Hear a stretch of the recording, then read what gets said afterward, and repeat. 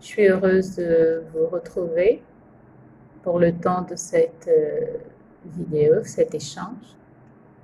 Vous savez, en ma qualité de ministre du culte, je ne peux pas rester insensible à ce qui se passe dans ce pays. C'est plus fort que moi. Ça m'est très insupportable. C'est pas possible en fait. Alors quand on regarde ce qui s'est passé dans l'affaire du petit Rinaldi, on ne peut pas rester insensible. Alors c'est toutes ces informations qui me motivent et remplies de l'Esprit de Dieu pour sensibiliser quelqu'un. On a été tous choqués par l'annonce de l'enlèvement du petit Rinaldi. Les autorités ont considéré que c'est le seul enlèvement, le seul cas d'enlèvement, parce que c'était le seul cas d'enlèvement en ce temps, parce qu'aucun autre parent n'allait au commissariat déposer une plainte pour dire que son enfant avait été enlevé.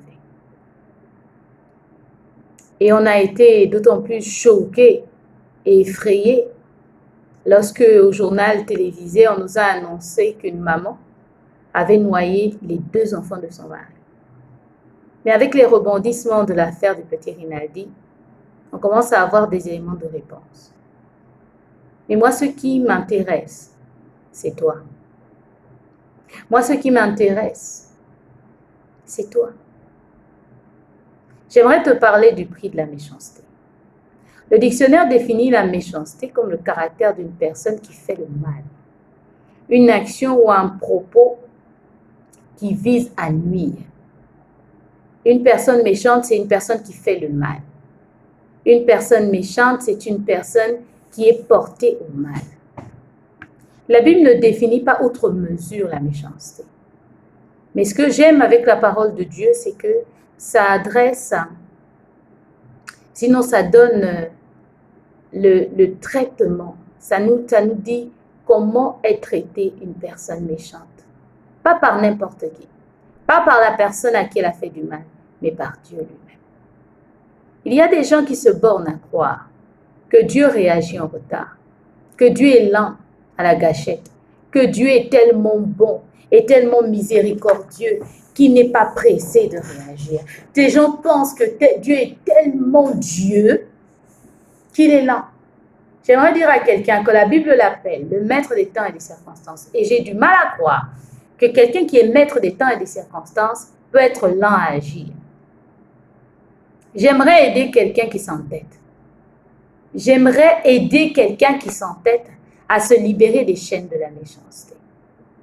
Je veux qu'on lise dans le passage suivant de Psaume 64, à partir du verset 4. Je vais lire pour vous. La Bible dit ceci: ils aiguisent leur langue comme un glaive, ils lancent comme des traits leurs paroles amères. Ils tirent en cachette sur l'innocent, ils tirent sur lui à l'improviste, ils n'ont aucune crainte.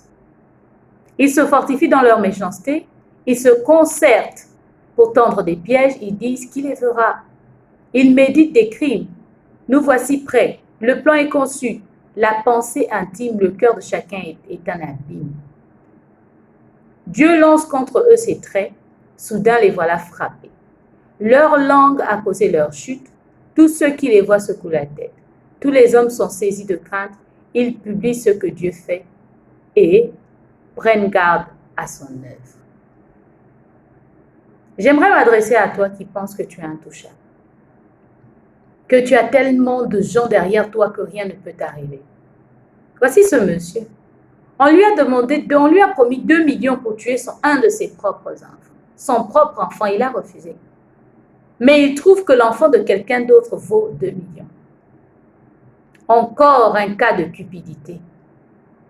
Encore la cupidité qui nous dénature, qui nous déforme, qui tue l'humanité en nous. Quelqu'un peut prendre l'enfant d'une autre personne.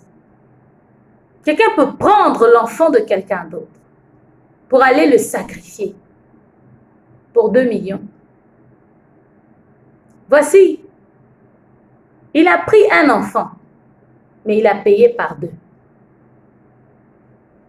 Je vous parle du prix de la méchanceté. Sachez que pour toutes les personnes, à toutes les personnes méchantes, j'aimerais vous dire que Dieu a fixé un prix pour la méchanceté. Et que chaque personne méchante va payer ce prix-là. On va lire un passage. Un passage dans Exode chapitre 18. Exode 18 au verset 11 dit « Je reconnais maintenant que l'Éternel est plus grand que tous les dieux.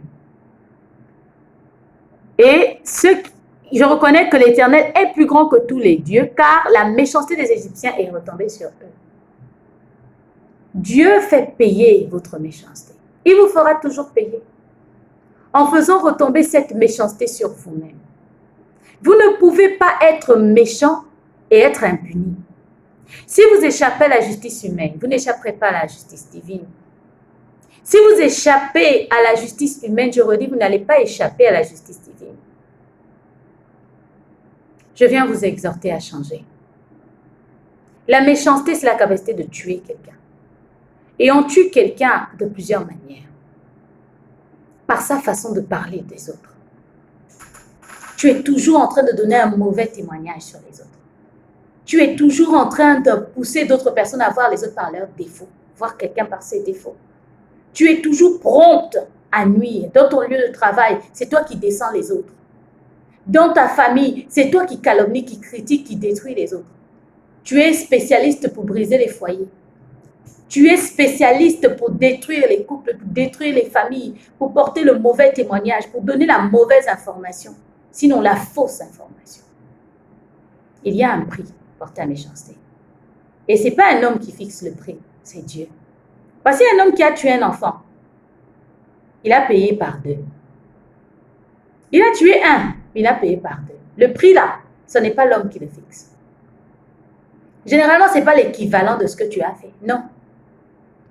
Je dis, c'est Dieu, dans sa souveraineté, qui fixe le prix de la méchanceté. Faites attention à vous, à vos œuvres et à vos actions. Je viens vous exhorter, afin que vous soyez délivrés des chaînes de la méchanceté qui vous lient. La méchanceté commence par la pensée. Nous venons de le lire dans Psaume 64.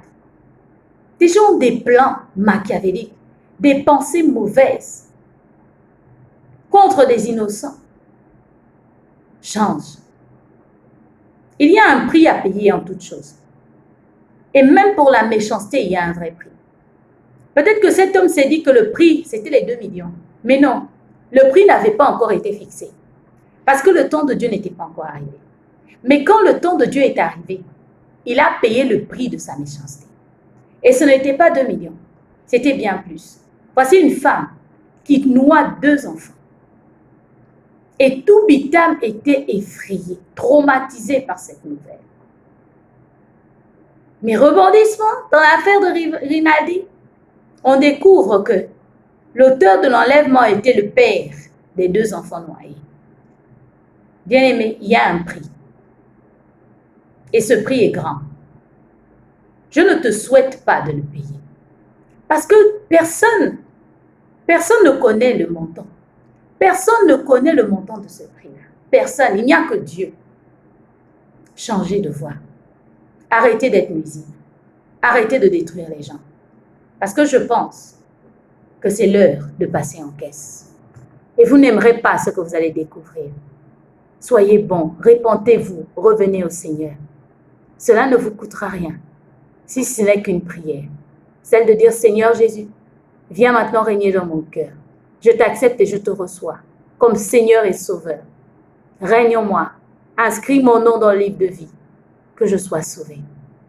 Marchez dans la bonté, dans l'amour, parce que sous le soleil, tout a un prix, y compris la méchanceté. Que Dieu vous bénisse.